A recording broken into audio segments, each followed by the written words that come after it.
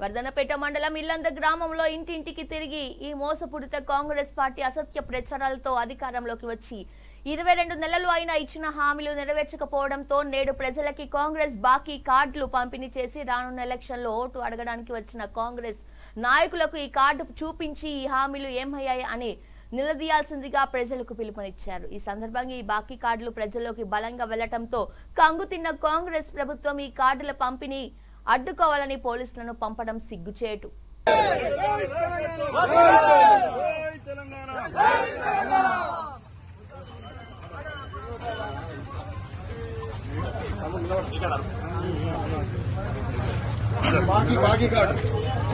కాంగ్రెస్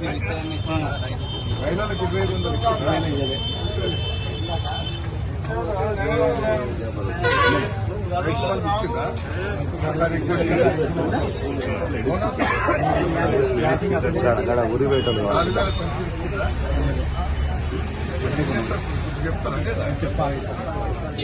గడలు ఎడుస్తున్నారు। ఇచ్చిందా పిల్లలకు స్కూల్ ఇచ్చిందా ఎట్లా ఇదంతా ఏం చేద్దాం మరి